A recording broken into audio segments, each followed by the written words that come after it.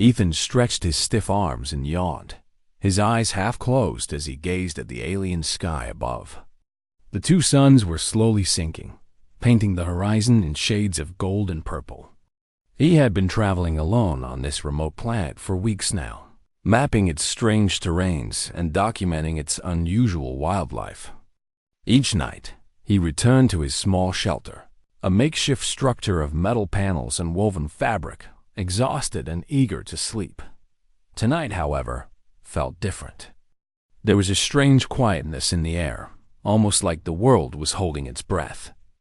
Ethan shrugged it off. He had grown used to the planet's oddities, the glowing plants, the floating rocks, the distant calls of creatures he had yet to identify. After a long day of collecting samples, he lay down on his sleeping mat, closing his eyes, expecting the usual deep, dreamless sleep. Hours passed, or at least, that's what he thought. When he opened his eyes again, something heavy pressed against him. His first instinct was panic. He sat up sharply, heart racing, and froze. In his arms lay a figure unlike anything he had ever seen. She was tall, graceful, and clothed in silks that shimmered like liquid metal. Her skin had a faint golden glow, and her hair seemed to float gently as if stirred by an invisible wind. For a moment, Ethan couldn't speak. His mind raced. Was he dreaming? No. The weight and warmth against him were real. She stirred slightly, and her eyes, large and almond-shaped, blinked open. Ethan noticed the subtle depth of intelligence and something softer, almost human in them. The Empress was awake. "Where am I?" she whispered, her voice melodic and calm, though weak. Ethan swallowed hard. "You're in my shelter. I found you." "Outside," he stammered, unsure how to explain the situation.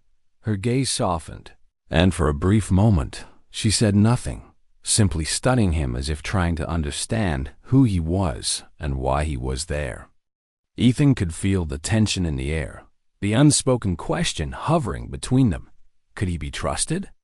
I didn't mean to intrude," Ethan added quickly, realizing how awkward his words must sound. I couldn't leave you out there." "You were hurt."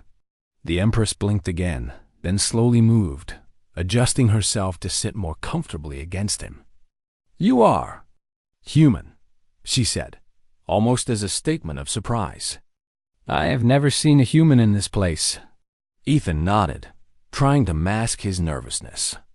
"Yeah, just me. I've been exploring this planet for a while. I didn't expect this," he said, gesturing vaguely at her. She let out a soft sigh and closed her eyes briefly, as if gathering strength. "I am called Solara," she said. "I am the Empress of my people." Ethan blinked. "Empress?" He felt his heart skip a beat. He had read about interstellar rulers in books, but he never thought he would meet one, let alone find her injured and asleep in his arms. Solara opened her eyes again and studied him. "You help me." "Why?" Ethan shrugged, trying to keep his tone casual, though his palms were sweating. I couldn't just leave you. Anyone in that condition. I would have done the same for anyone." There was a pause. Then she smiled faintly, almost imperceptibly. "You are different from what I expected," she said quietly. Before Ethan could respond, there was a sudden noise outside. A distant rumble, like the sound of heavy machinery or a charging beast. Ethan tensed, realizing they were not safe.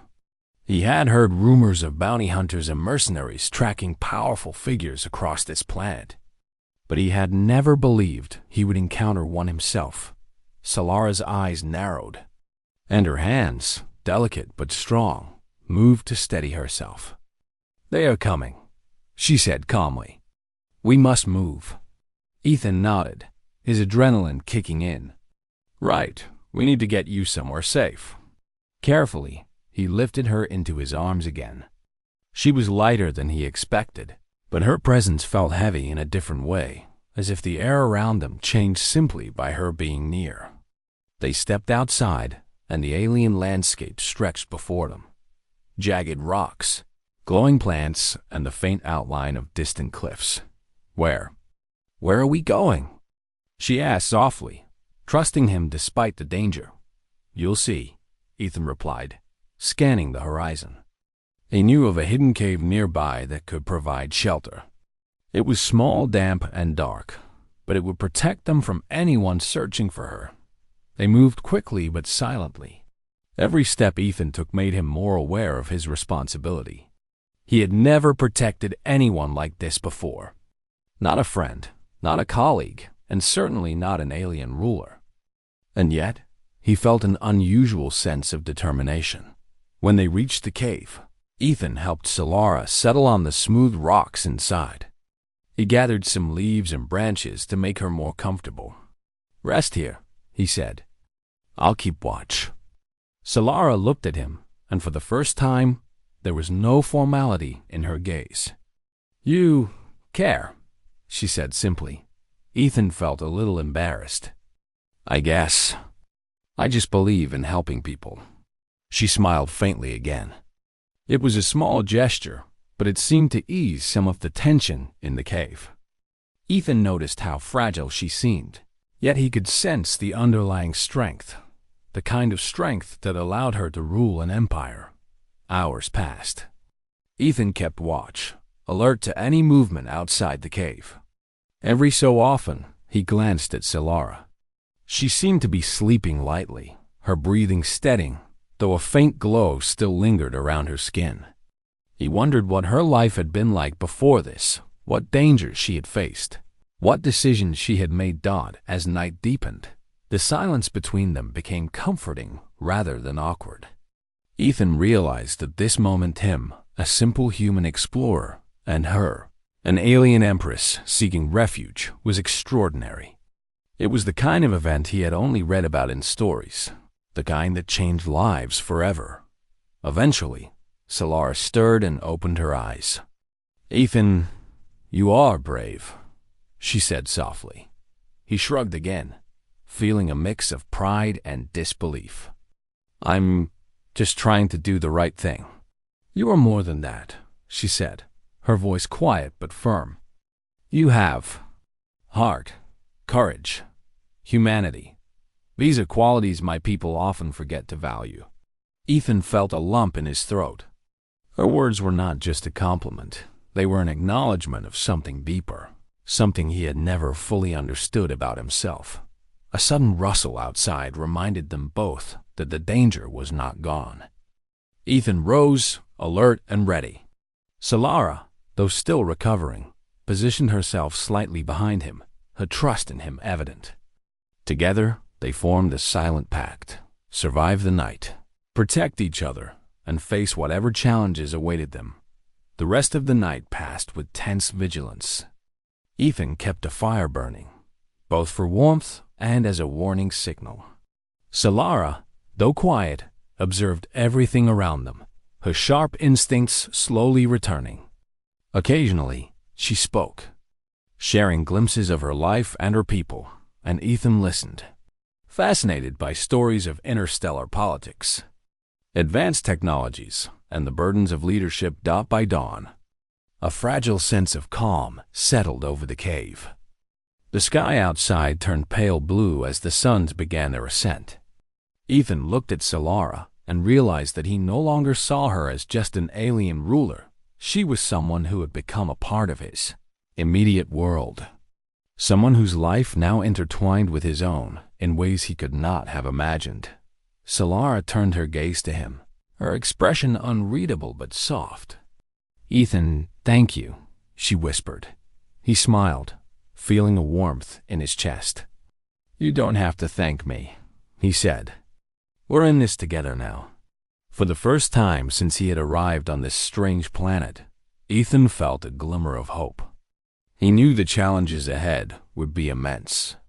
They would face enemies, treacherous terrain, and uncertainties that neither of them could predict. But for now, they had found a temporary sanctuary, and in that fragile moment, a connection had formed, one that could change both their worlds forever. and as Ethan watched the sunrise with the Empress resting nearby, he understood that his life had just taken a turn he could never have imagined, and that turn would demand everything. He had to survive and protect the extraordinary being now in his care. The next morning, Ethan woke to the soft light filtering into the cave. Solara was already awake, sitting on the smooth rocks, her golden glow faint but steady. She looked at him with a calm intensity that made him sit up straighter. "You slept well," she said, almost teasingly, though there was a serious undertone in her voice. "I did," Ethan replied. "As well as you can sleep when the universe seems determined to get you killed." Solara gave a small smile.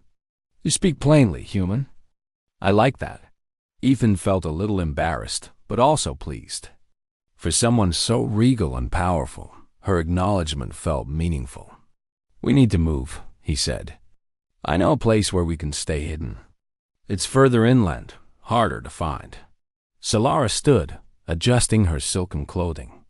She moved with an elegance that reminded Ethan of flowing water. "Then we should go," she said. They stepped out of the cave. The alien landscape stretched endlessly before them.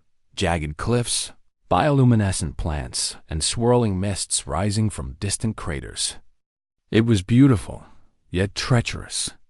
Ethan carefully led the way, carrying Solara when necessary. Navigating the uneven terrain as they moved, Solara began to speak of her people, her voice steady but tinged with sadness.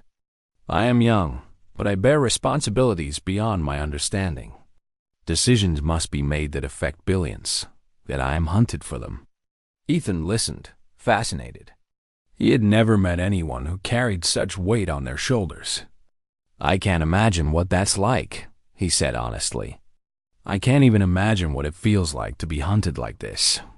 "You adapt," she said, her gaze fixed on the horizon. "It seems humans have an unusual ability to survive, even when circumstances are impossible. That is valuable." They moved cautiously, taking hidden paths through the cliffs. Occasionally, they heard distant noises, metallic thuds, shouts, or the hum of energy weapons, but none came close. Ethan's awareness sharpened. He had never felt so alert, so focused. Protecting Solara had become more than duty. It was instinct. By midday, they reached a hidden valley, shielded by rock formations and dense foliage. Ethan guided Solara to a small natural shelter, a hollow beneath a cliff, partially covered with vines. "We can rest here safely for a while," he said. Solara examined the surroundings, then nodded. "It will suffice, but we cannot stay long." They will continue searching. Ethan set up a small fire, enough for warmth and light. He looked at Solara and noticed the faint scars on her arms, evidence of the struggle she had endured. He wondered how someone so powerful could appear so vulnerable, yet he also sensed a quiet strength radiating from her. "You have helped me," she said softly.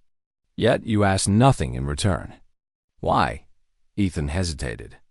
"Because I think people should help each other. Because it's right. And maybe because I knew you would not survive alone." Solara studied him closely. "You are different from the humans I have observed before. You are brave, but also compassionate. That combination is rare." Ethan felt a warmth in his chest. Her words were not just a compliment, they were recognition. Recognition that he had never expected from a being so extraordinary. As they rested, Solara shared more of her world with him. She spoke of vast cities with floating towers, of fleets of ships that could travel between galaxies, of her people's values and the responsibilities she bore. Ethan listened, fascinated. He realized that while he had explored many planets, he had never truly understood the depth of civilizations beyond Earth. Hours passed, and the sun began to set.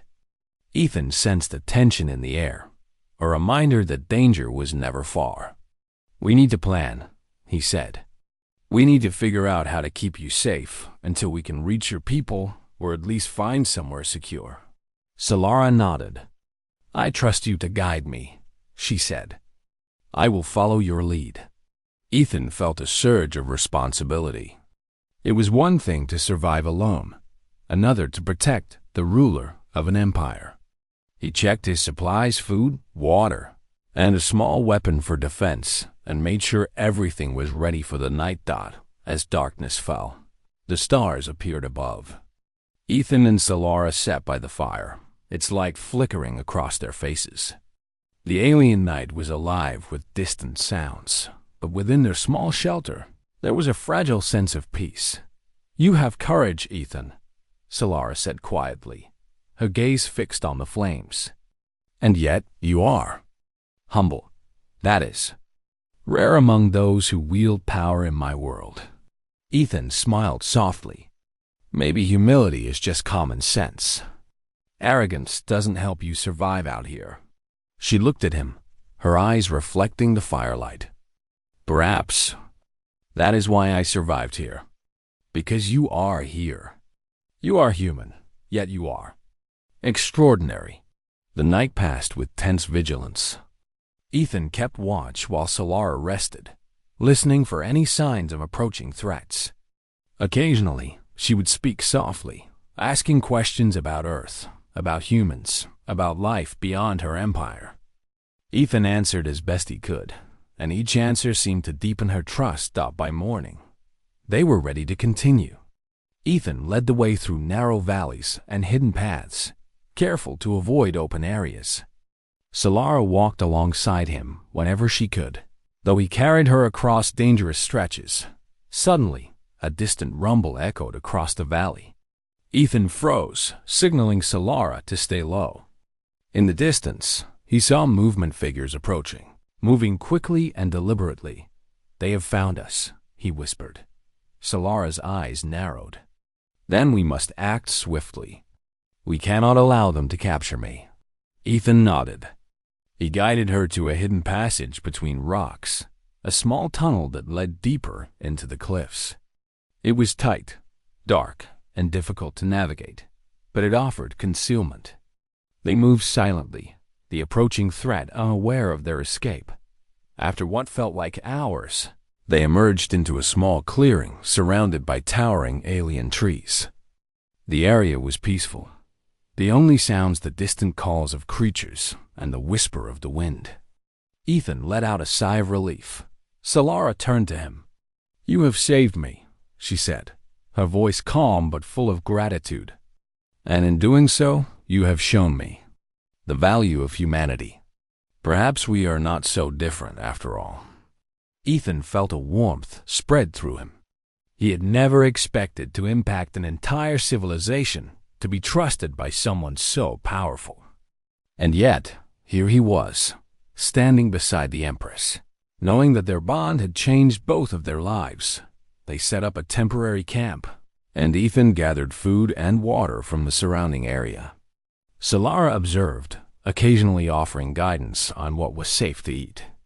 They shared quiet moments of conversation, laughter, and reflection, finding comfort in each other's company. As the day ended, Ethan realized that he had come to care for Solara in ways he had never imagined. Not just as a ruler needing protection, but as someone with hopes, fears, and a strength that inspired him. And Solara, in turn, seemed to recognize his value not just as a human, but as a partner in this shared struggle for survival. The night fell, and for the first time since their meeting, Ethan felt a sense of hope. He knew the journey ahead would be challenging. They would face enemies, treacherous landscapes, and countless uncertainties. But he also knew that together they could overcome anything. Solara rested near the fire, her glow soft but steady. Ethan kept watch, alert but at peace, knowing that he had found not just a responsibility, but a connection that transcended worlds. And as the stars shone above the alien planet, Ethan understood that his life had changed forever. He was no longer just an explorer. He